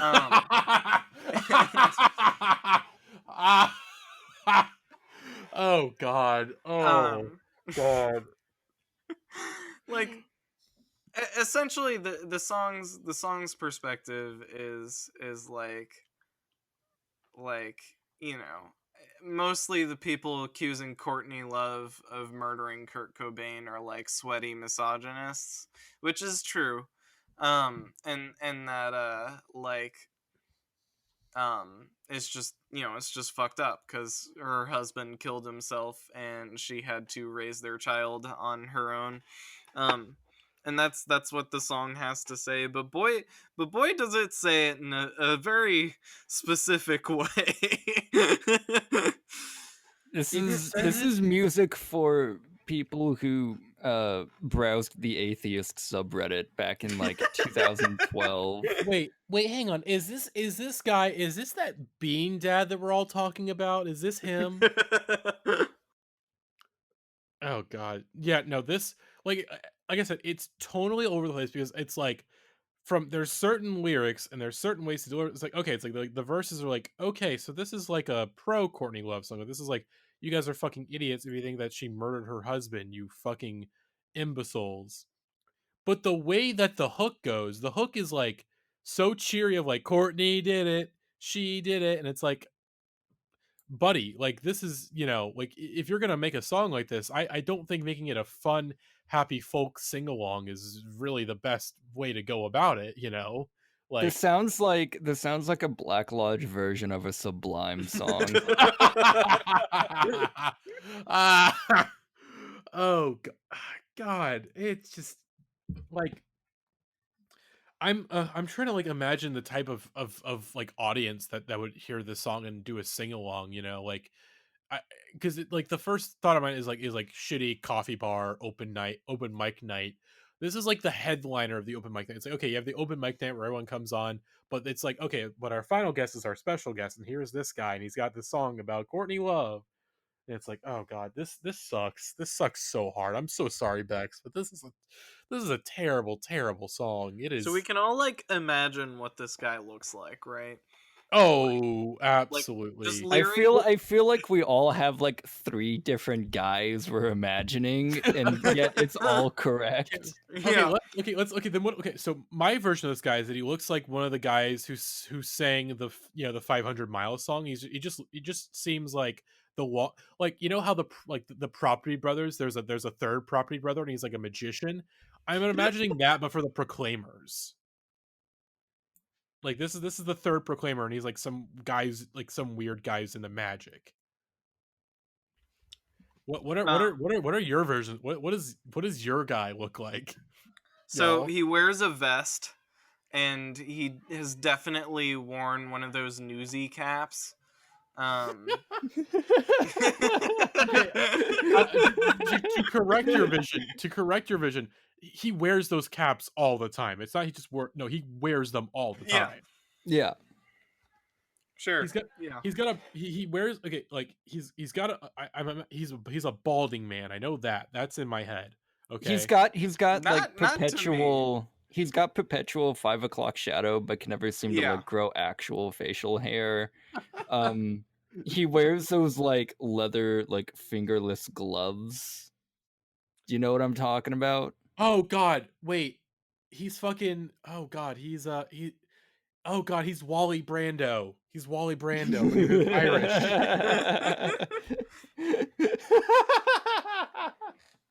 I think if this band took the Murphy's pill, they'd be better. I mean, look, yeah, because it is like obviously it is very Irish, and you know, my TikTok feed. I've been seeing a lot of pro IRA content on my TikTok feed lately, which I'm really appreciative of. I guess would this guy be pro IRA? Probably not. He doesn't seem like he's a Tory. He's definitely not a Tory, but he's definitely a guy who's like, oh, I think the IRA went too far in a couple places. You know, like An Irish lib. He's like he's like the irony poisoned like Lord Buckethead voter. Yeah. Or whatever we all have like conflicting ideas of this guy, but they're all right. Like they're the Narcissist Cookbook is a land of contrasts. All right, I'm just gonna look up the band. I'm gonna look up the band and find out. Yeah, what does this guy look like? I'm We need sorry to. for plundering the hidden knowledge or the. I could only find a Facebook page for this band. There's a Bandcamp, and then there's a Facebook page, and I couldn't find anything else beyond that. So I was right in the fact that he's balding. I was correct in there, but that was, you know, you hear it in the voice. He's not wearing a newsy cap, but he is wearing like he definitely has. He definitely has. That's for sure. It's mostly just like those baseball caps that like Scott Walker wore a lot in his late career. Here's another pic where he's wearing a vest. Oh my God. Okay. Oh boy. He's got the leather jacket. Oh God. Okay. No. Oh, I just figured it out. He's Ed Sheeran's Dougie Jones Tulpa. Oh no. Oh no. Oh no. I hate that I know what all of those words mean. Oh God. This was not a good song. Its heart is in the right place, but just tonally, just yeah. You gotta figure it out, man. Like you gotta figure out what you do, man. This is just like this is a song that like goes out of style and out of taste the moment you like write it down. Like this is gonna be a surprising precursor to car commercial number ones. Like this is someone attempting to it's taking that car commercial music sound, but it's picking a subject matter that does not fit that sound whatsoever. Like, yeah, my God, doesn't he reference that at like the beginning of the song? I feel like you said something along the lines of like Tourette's by Nirvana, and he sings part of it, but he's like, it doesn't really fit over these chords though, which is what a specific man. What a what a specific personality on display here. He delves like immediately, or not immediately, but like towards the end of the song, he delves like right into the thick of like the entire conspiracy theory around it, and he just sounds perfectly like one of those guys.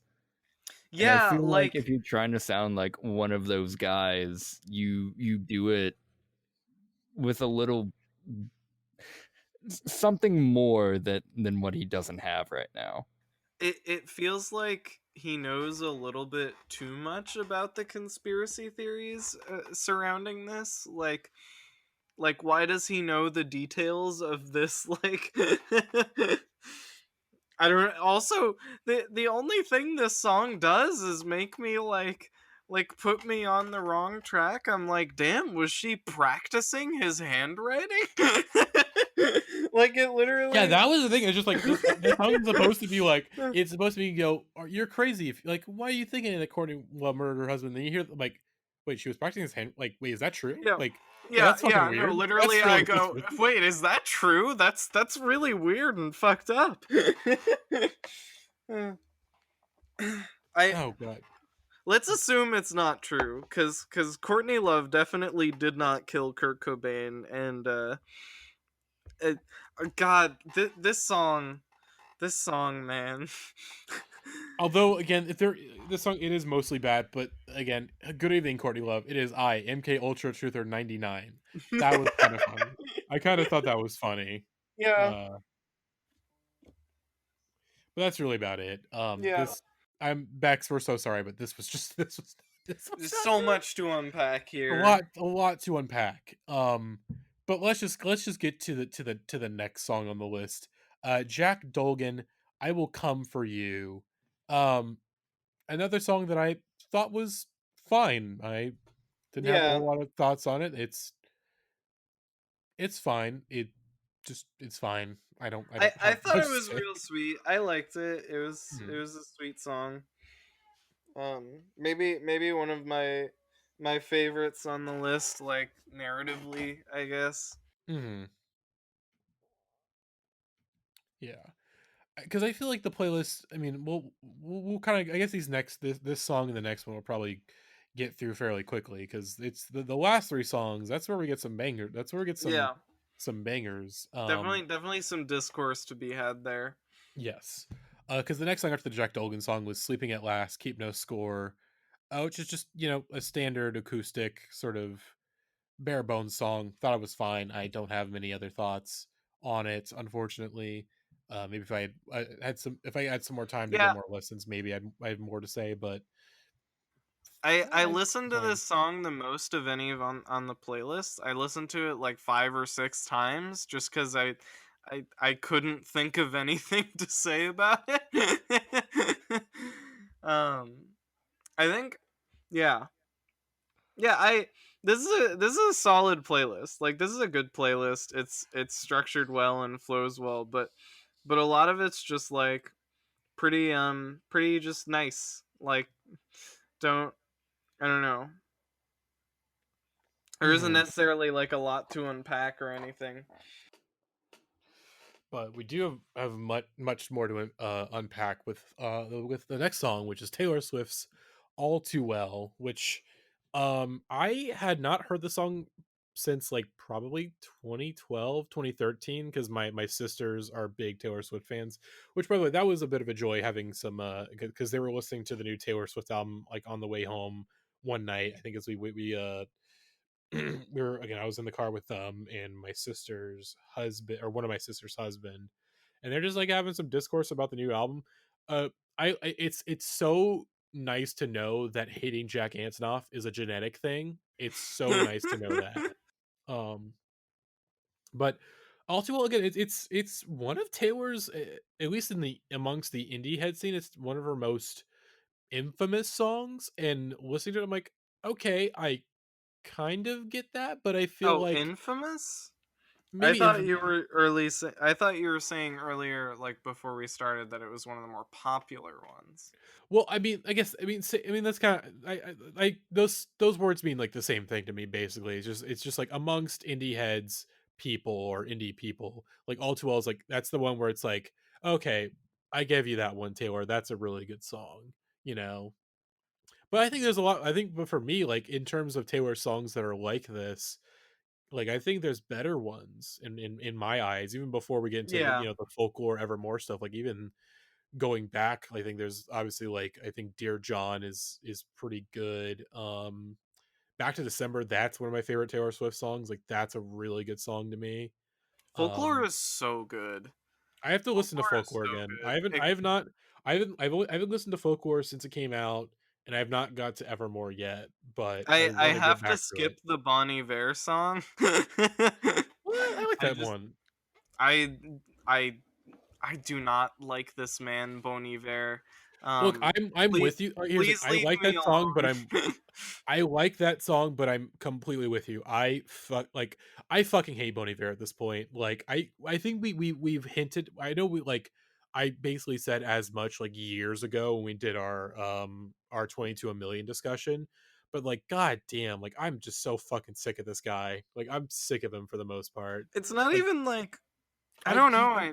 he can do like I cannot be interested by him at any point in time at Yeah, all at this I point. still love Forever Forever Ago. Like that's just a good album. That's just a great album. But like, I don't know, just everything I hear from him has just felt so passionless lately.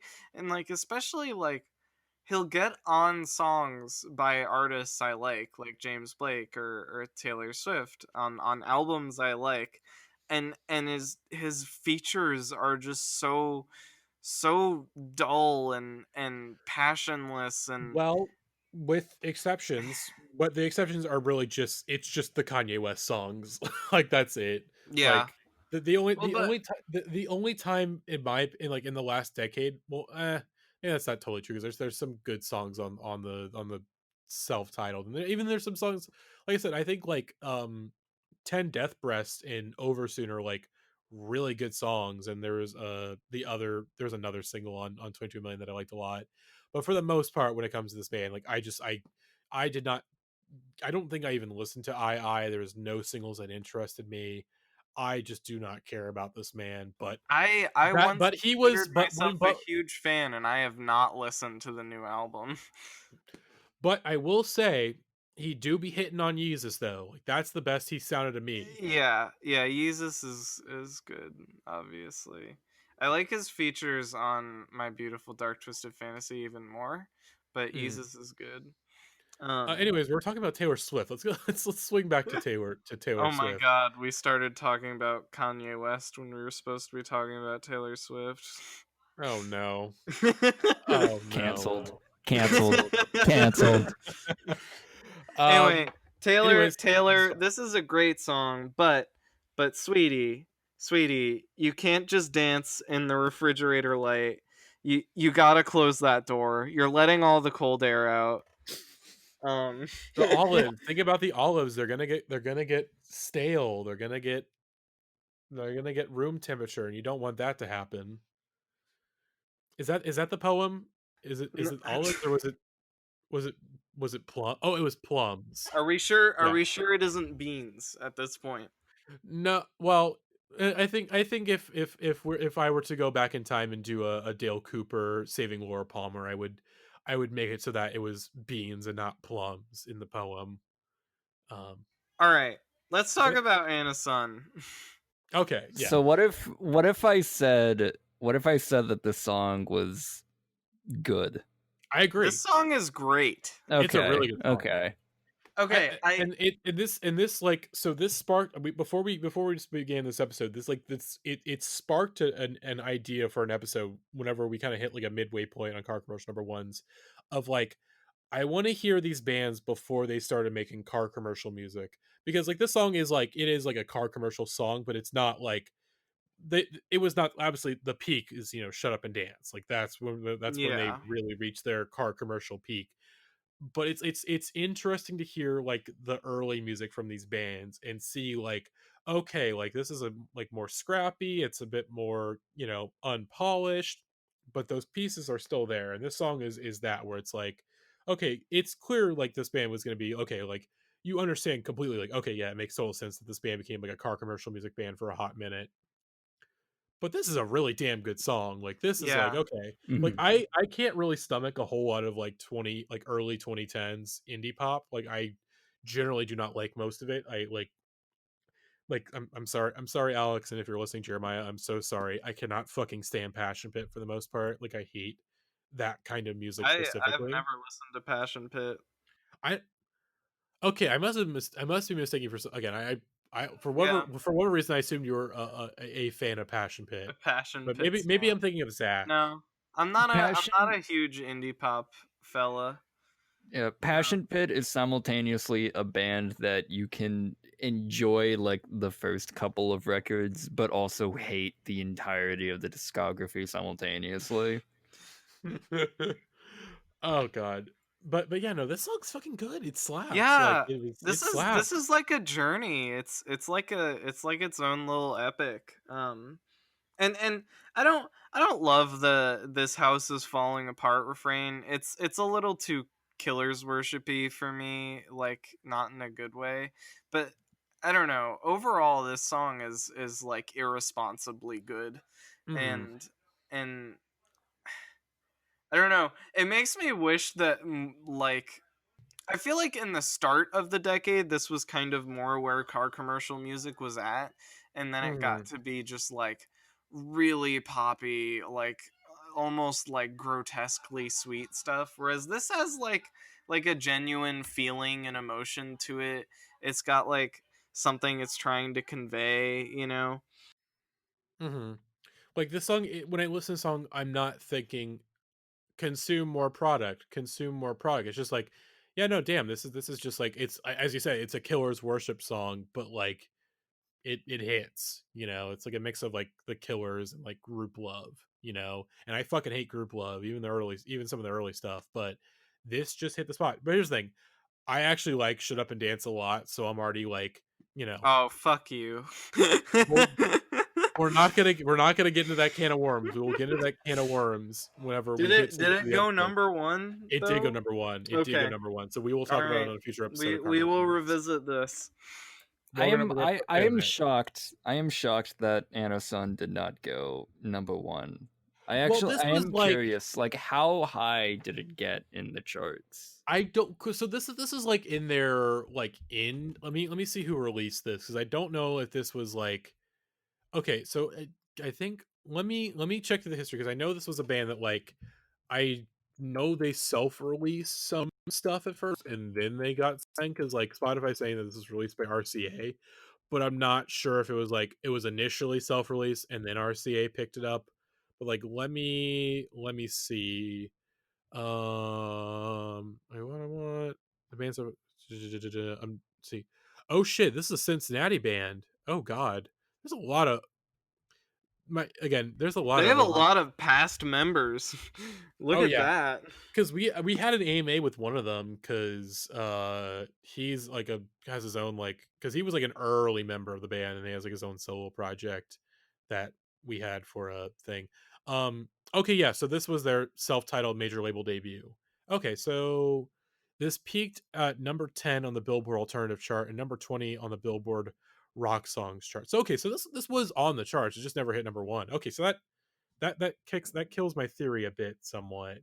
um They're on their debut album, which actually seems to share a lot of tracks with their self-released okay, uh so I think this was a actual song that tape. like so yeah, Uh, I think this might be one that was initially self-released but then like it got picked up for a commercial or something and then they got signed to a major label. I Because I think want to it was hear that initially first version of Anna Sun because I got a feeling it's a little bit better than this one. possibly yeah, let me see if it's hopefully it's on Spotify somewhere. But yeah, no, even then this version of it is still like still really good, you know, like I still really enjoy it. Yeah, no, this is a great song. This is a phenomenal song. Mhm. Um, Oh god, we're gonna again. I feel the lingering effects that the car commercial pill. It's beginning to appear in front of me, and it's saying, "Swallow me, swallow me, gobble me." Other oh lines no. from other lines from WAP. Um, but yeah, no, this is a fucking banger. Yeah. It's a fucking banger, and it's probably going to be like we're going to hear songs of this on the car commercial number one series, but they're going to be very few and far between. Uh, the closest on the first episode we'll probably get is like the Neon Trees song, which again we're not going to say too much because again we want to save our thoughts for that episode. But yeah, I'm just going to spoil car commercial number one spoilers. There's like one good song on next week's playlist, and it's the Neon Trees one. Otherwise, it's going to be a dumpster fire. Be Stay tuned. Um, but since we're on the topic of car commercial music, Vampire Weekend. Now, this now Vampire Weekend are of course a very respected band, loved amongst mainstream indie I communities. don't like where this is going. But we cannot I mean we would be remiss to not say that a big part of them blowing up was the fact that a lot of their songs featured on commercials. Like whether we like it or not, That's true. Vampire Weekend is a car commercial band. In fact, they are, again, when we talk about the bands and artists that helped bring us to the point of car commercial music in the 2010s, I think Vampire Weekend is one of those bands You're that, right. while they did not have a whole lot of, like, obviously they didn't reach number one, they're not number one on in any of these charts, they still were a band that was very influential, They're and hugely caused a change. influential. Yeah. Hugely influential, and really was like one of those bands that caused a shift in the scene of being like, of the music industry being like, here's the thing. So when Kurt Cobain passed away, that's when butt rock was created. That was like the music industry being like, oh shit, we need to find another Kurt Cobain, or really another Kurt Cobain. When Eddie Vedder, really just a lot of these grunge frontmen, because obviously like Kurt Cobain, he committed suicide. Pearl Jam, they basically started to disappear from the mainstream. They kind of were doing their own thing because they, at a certain point, they just were actively resisting their continued mainstream fame. Like obviously, like breaking away from Ticketmaster and like not releasing music videos for a while. Then Alice in Chains and all the issues with fuck, what was the Alice in Chains frontman? I forget his name. Lane Staley. Thank you, Lane Staley. Whenever he when he left Alice in Chains and was in that weird period, Oh, he also died. he also died, but I think his was like he didn't like. It seemed like where it was with Kurt Cobain, it was like very sudden. With Lane's, it was sort of one of those things where it's like, from my reading and research, it was something that was like ultimately expected but somewhat drawn out. I I try to mean that like as respectfully as possible. It's like very tragic that he passed away, but it is something that like I don't think it was like towards the end. I think it was like okay, like it wasn't like, whereas Cookbook it was just this collective shock and grief, like as a culture, that wasn't really felt the same with Lane, with him as much.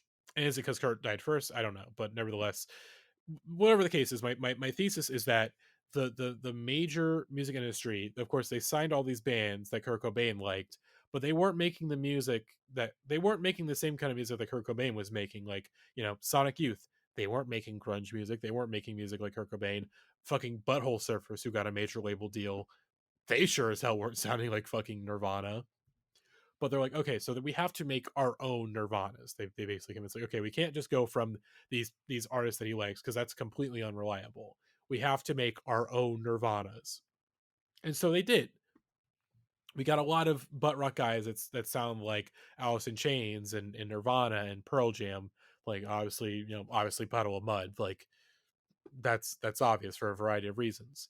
And so I think in the 20, as we were approaching the 2010s, there were all these really hot new indie acts popping up on MySpace that basically the major labels, they didn't get on those bands early. It was the fans and other industry people, not even industry people, just like fans and like these blogosphere people who were finding these bands first through MySpace. Vampire Weekend, Arctic Monkeys.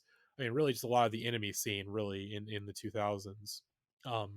And so when Vampire Weekend, they stuck with XL. They didn't sign to a major label. They were on XL, which basically might as well be a major label, but like it technically isn't. So they're like, okay, if we can't have Vampire Weekend, we'll find our own, or we'll make our own. And I feel like that's where a lot of car commercial music comes from, is like, okay, we'll make our own version of these MySpace bands, and some of them already were MySpace bands. It's just like, okay, it was the major labels finding those bands first before fans did, and immediately corrupted them and said, hey, make music like this because you can maybe get a commercial or some shit like that. And this is all to say that Vampire Weekend are a really good band, and I like them a lot.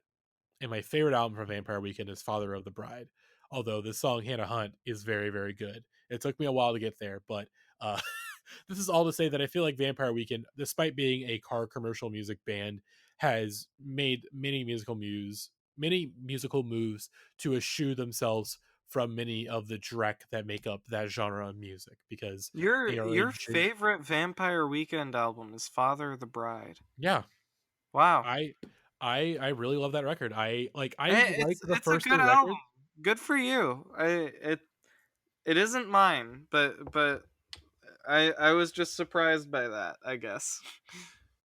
See, I go on a point and then I throw a curveball at you, and you don't know how to you don't know how to react. But no, Hannah Hunt, Vampire Weekend, it's one of their most famous songs.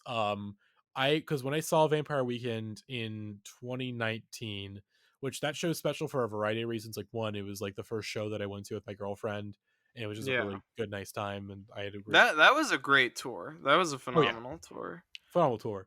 But also, it was the night that the Blues won the Stanley Cup, and it was in St. Nice. Louis. So, like, randomly throughout that concert, you would just hear people randomly cheering, like in the middle of songs, because the Blues scored. Let's That's good. That's good shit. Let's do a hockey podcast. I'm ready. I'd be down for that. I Does don't anyone know. here watch hockey? Do you guys watch hockey? Because I mean I don't, but Not anymore, but I used to when I was a little kid. My partner watches hockey and they're a Blackhawks fan, so I feel like by extension I'm also a Blackhawks fan. yeah, hockey's kind of weird because like Chicago and St. Louis have so many different rivalries, like in terms of, but mainly in baseball, because Mhm. like everyone knows it's the Cubs versus the Cardinals. It's like one of those like never ending feuds, and I feel like hockey, like at least before the Rams moved to LA, like I guess the Rams and the Bulls a little bit, but there's not really that like there's no like Blackhawks versus like the Blues. There doesn't like a heated rivalry like that really, which is shocking. Again, well, I know why we're talking about hockey, but like, Hockey is butt rock culture. you're, yeah, Yeah. yeah. Yeah. I love hockey. It's my favorite sport. It's the only one I enjoy watching. In terms of like quote unquote actual sports, because I mean I was like skateboarding and stuff. I mean if we're talking about like the most butt rock genre, like skateboarding would be like one of the most That's butt rock true. sports out there. But in terms of Yeah. like proper team sports, like yeah, hockey is the most butt rock I sport. feel like you could go to a hockey game today, like if there wasn't a pandemic, I mean. And they would like put on How You Remind Me by Nickelback. Oh, absolutely. During the game at some point. I feel I like don't think other sports are doing that still.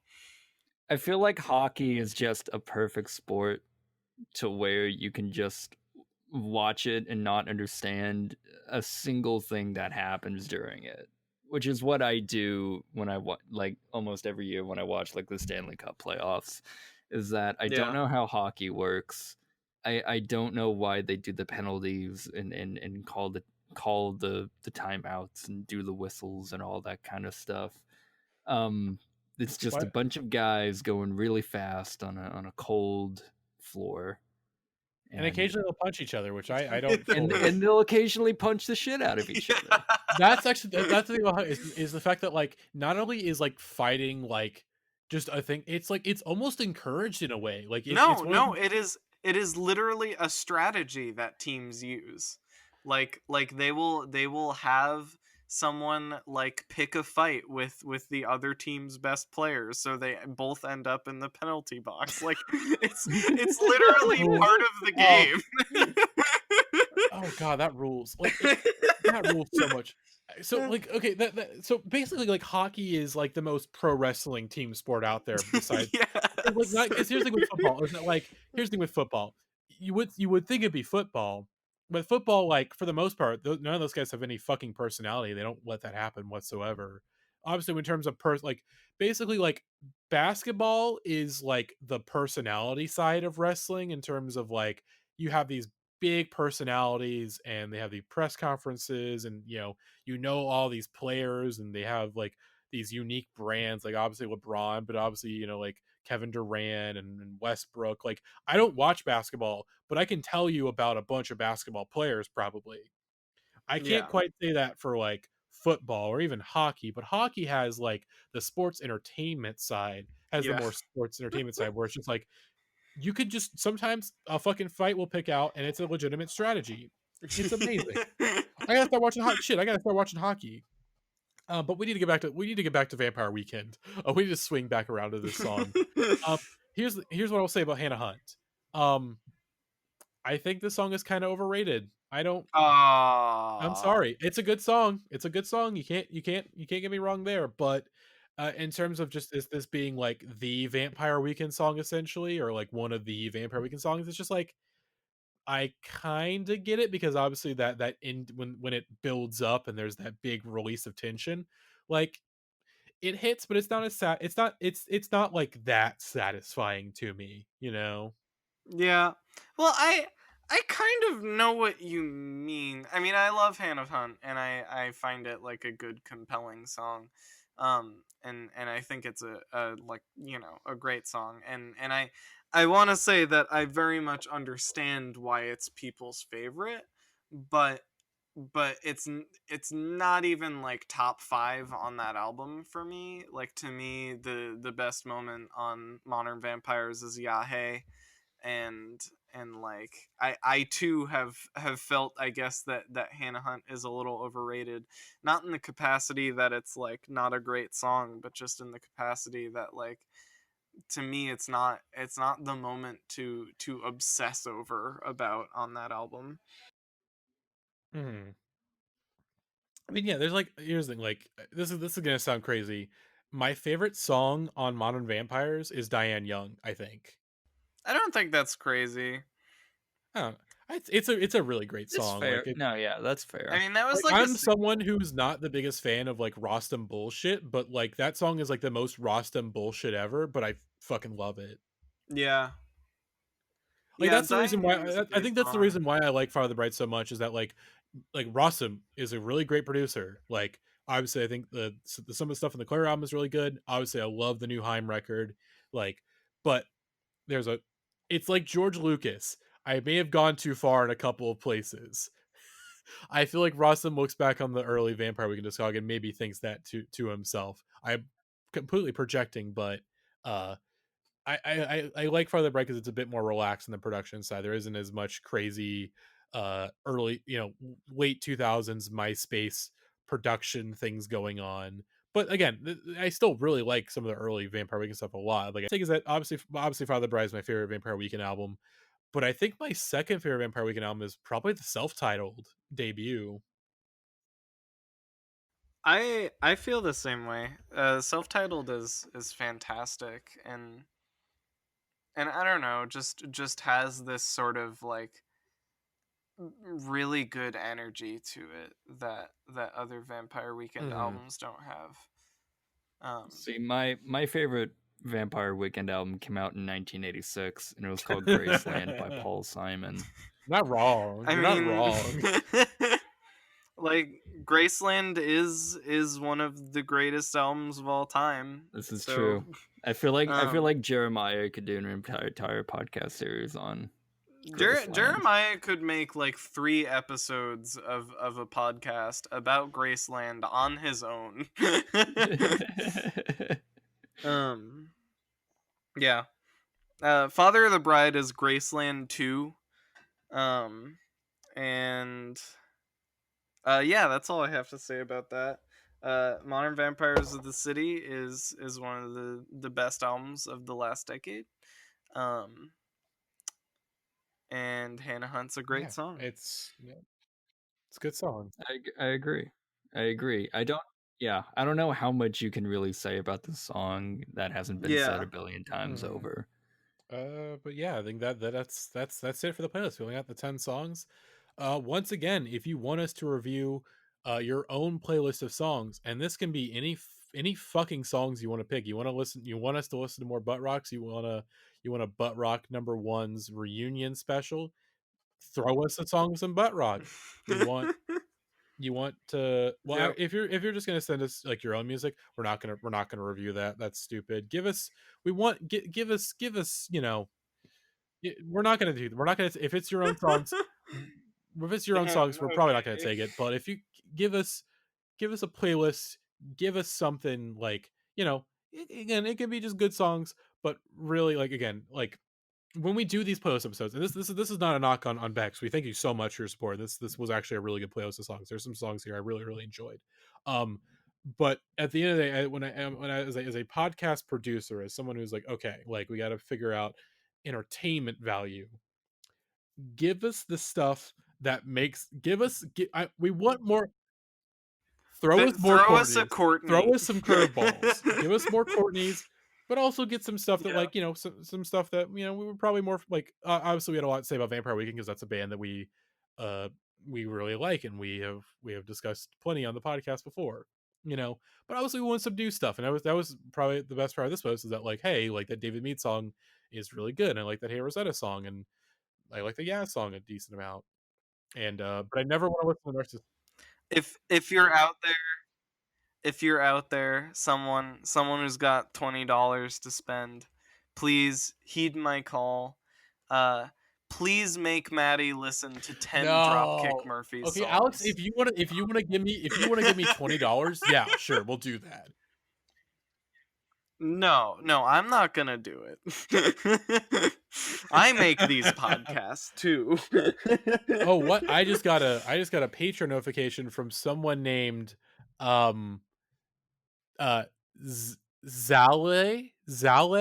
and they just sent me a playlist of 10 Dropkick Murphy songs. I wonder who that is. Who just okay. Yeah, sure. Okay. It's just shipping up to Boston 10 times in a row. Hey, they have other songs. Rose Tattoo is a good one. There was like, okay, like not to all right. These are that's just shipping up to Boston, just renamed. You can't convince me otherwise that they have not more to than keep one going song. back to butt rock, but there's a many like revelations that we had throughout that series. I think the most disturbing revelation was the fact that you either are or have become a Dropkick Murphys fan. That is the most disturbing because, like, honestly, like I think let's see. Oh yeah, that was a should. I was thinking that they would have been hit number one. No, that was a should have been number one. So that wasn't even like on the fucking list. That was one that you Yep. chose specific. Did you? Wait, no, I think Yeah, no. did Gavin I put pitch it on. that No, one? Gavin put it on the playlist as like this song Yeah. is so cursed, but we have to talk about it, and he was correct. I was expecting not to like it, and then I did because it's a good song. Oh, God. No, do you even want to know the truth? I feel like the mystery is better. Like, am I a Dropkick Murphys fan? Well, subscribe to us I on don't know. Patreon, and maybe we will tell you the answer. Discog breakdown no. coming soon. The first 6 Murphys 6 of them? albums. Well, Aw. I think there's more. Even Alright, wait, even I'm looking like a up. hypothetical Discog break, it's just gonna be shipping up to Boston. It's just gonna be No, that wouldn't even be good content. Like that's too many episodes. One episode of 10 key Murphys tracks sounds great. Yeah.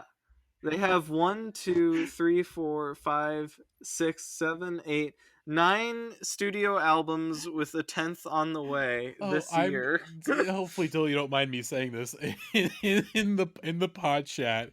This podcast episode was just a butt rock discussion in disguise. I was fooled.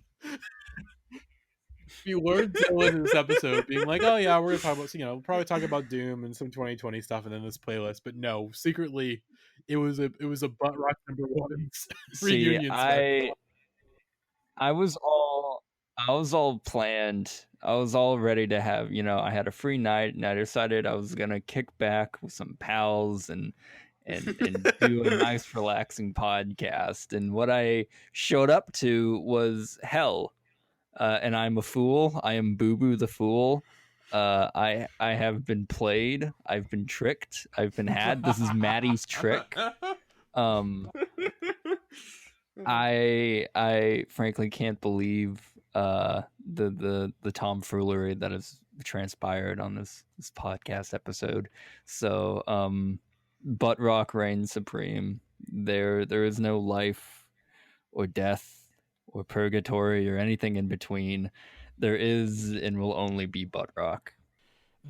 So Matty's trick. It's funny you said that, Dill, because I have a very special announcement. So they are making a Joker prequel, a prequel to the 2019 Joker movie, and I will be starring. You're kidding. No, I'm fucking around. No, but if there's any casting agents out there, I would love to play the Joker in a Joker prequel film. I think I have the range to pull it off. I mean, wouldn't that just be like completely pre the Joker? Because wasn't Joker an origin story? Well, it's an origin story of an origin story. You know, like Hollywood's getting desperate these days. You know, and they'll take anything. Yeah. You know, it's gonna make like two. You know, the theater's gonna come back and it's gonna make like $2 billion. It's gonna be great. Yeah. Anyways, that's it. This episode went on a lot longer than I expected it to. Yep.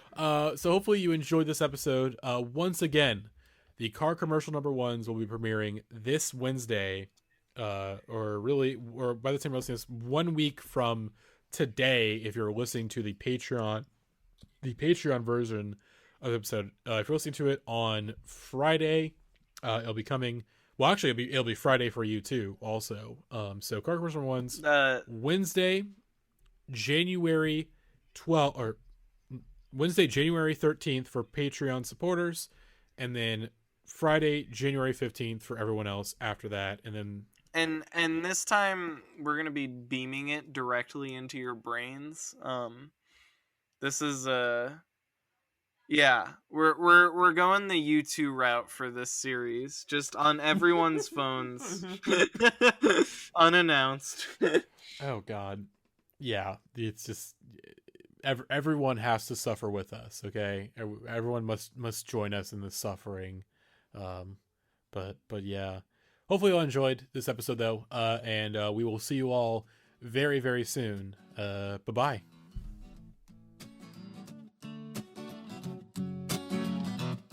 Okay, I want to tell you guys a story about a band called Nirvana. You probably know this story already, but whatever, they were a good band, man.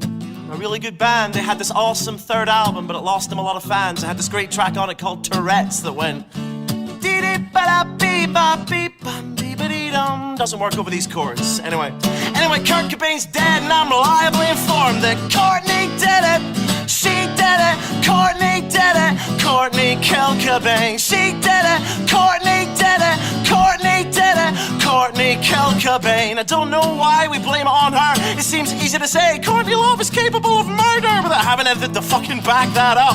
I might be going out on a limb here, but I think society doesn't seem to like women at the best of times, but we really get mad when they fuck our rock stars. Kurt Cobain belongs to us, we cried. Naturally when he died, everybody said Courtney did it.